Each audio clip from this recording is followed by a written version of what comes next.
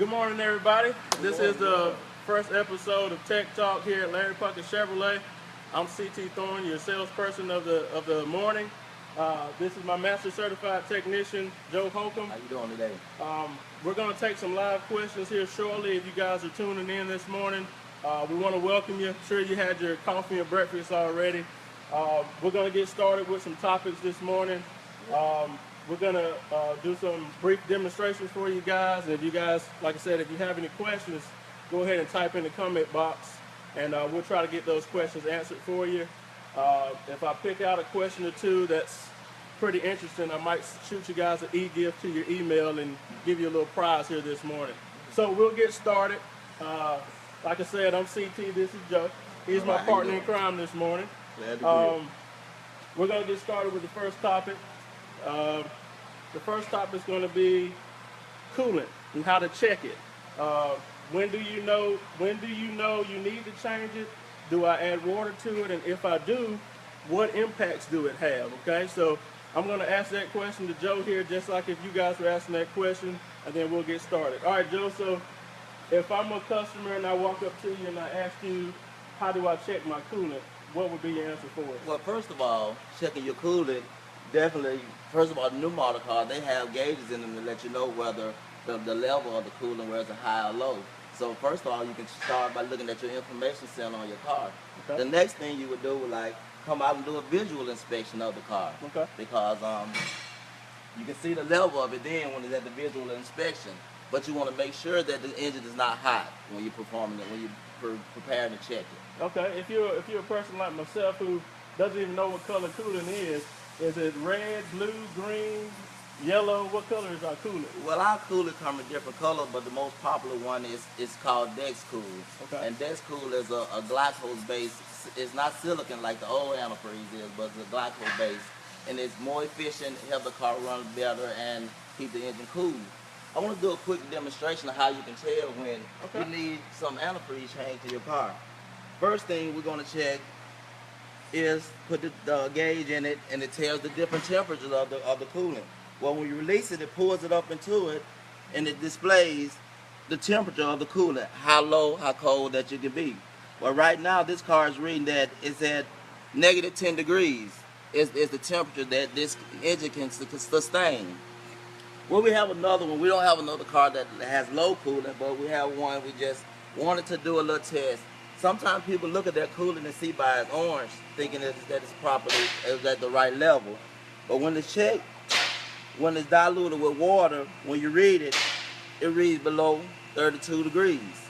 So that means you have bad coolant in your vehicle. So it needs to be a change. You need to bring it to Larry Puckett so we can change your antifreeze in your vehicle. That's a shameless plug there, Joe. We do want you to bring your vehicles into Larry Puckett and let our master certified technicians take a look at your vehicle. If you do not want to do that on your own, we'll move ahead to the second question here. If you guys want to ask more questions about that topic, go ahead and type in your comments there. All right, so I'll get started with the second question here. Let me get back to my notepad here so I can check it out for us. All right, so let's see here. Get to my questions here. Give me 1 second. All right, so here we go. All right. So, second question of the day. Tire pressure. Why is keeping the right pressure important? How to properly check my pressure, and can I check my pressure myself? Okay?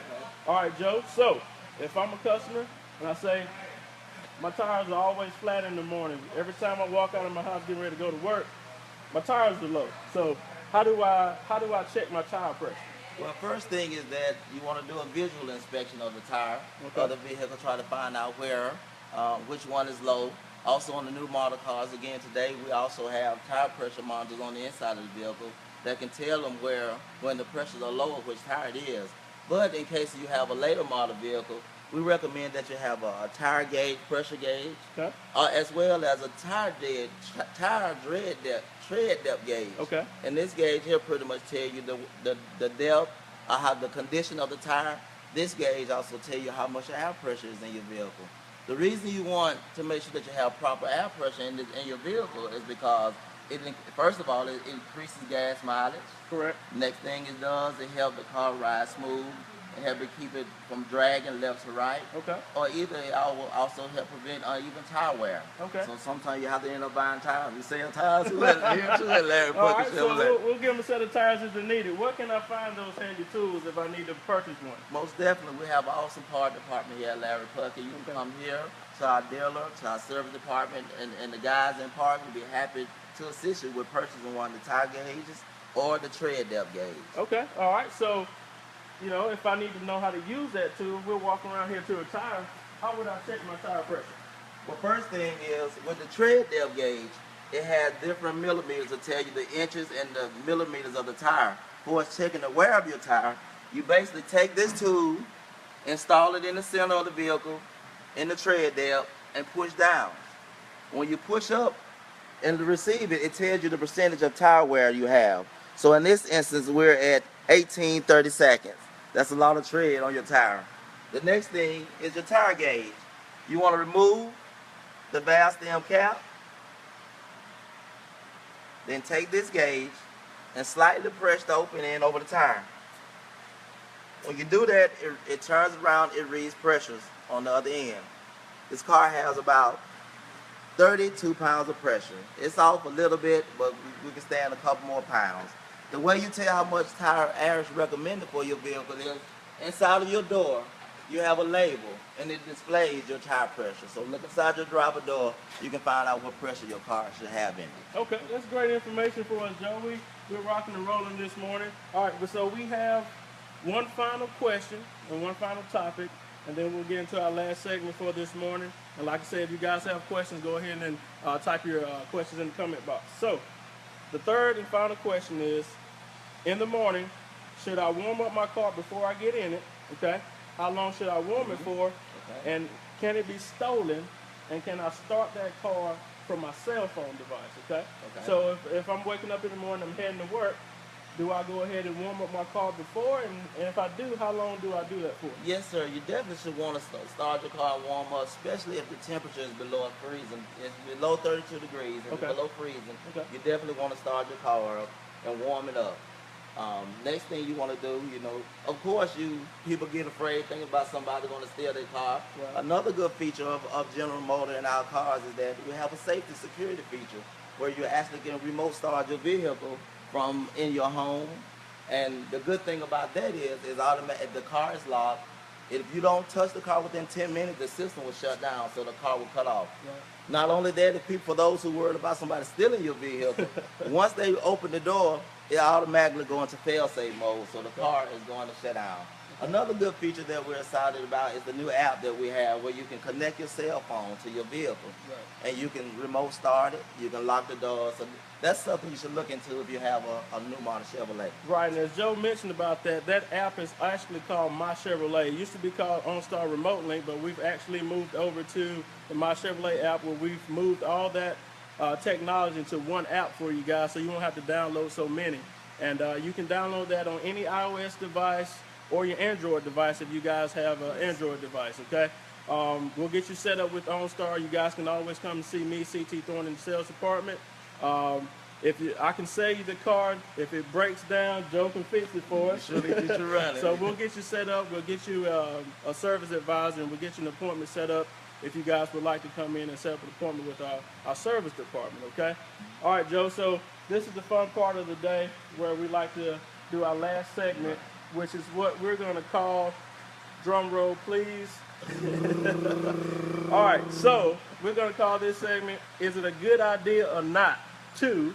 All right, and the topic today is it a good idea if my windows are frozen in the morning, is it a good idea to pour hot water on that windshield in the morning? Is that something that we should do or nah? Well, guys, I tell you, if you don't want your window to shadow like a 38, you better not put no hot water on it, because for some reason when it's under 30 degrees, hot water seems to make the windshield crack. So we cannot use hot water on it. Okay. The best thing to do is to start your car up, turn your defroster on, let the engine warm up for about 5 minutes. And not only that, once you let it warm up and as you begin to leave on your day journey, make sure that you drive the car slower, allow the suspension and the other components in the car to warm up before you go to full throttle acceleration. Okay, all right. It seems as though we have one question. I hadn't got the feed yet, so let me see what question that is. All right, so the question comes from Jim Parr. Can tires expire or go bad even with good tread, Joe? Yes, they can go bad because there's a certain date that the tires are made, and just because you don't see a lot of cracks or a lot of busts, that tire has damage on the inside from wear and tear on the highway. The best way to find that out is by looking on the side of your tire, and it has the date, the year, and the month that the tire was manufactured. So yes, tires can go bad. Okay, that's a great question, Jim, and we'll actually shoot you a little email with some follow-up information to that. Okay. Do we have any more questions out there, guys? Okay. All right. Well, that'll wrap up our first session of Tech Talk with CT and Joe. He'll be my partner in crime every Friday morning at 9. If you guys have any questions, feel free to go ahead and shoot us a question too. Looking forward to seeing you guys.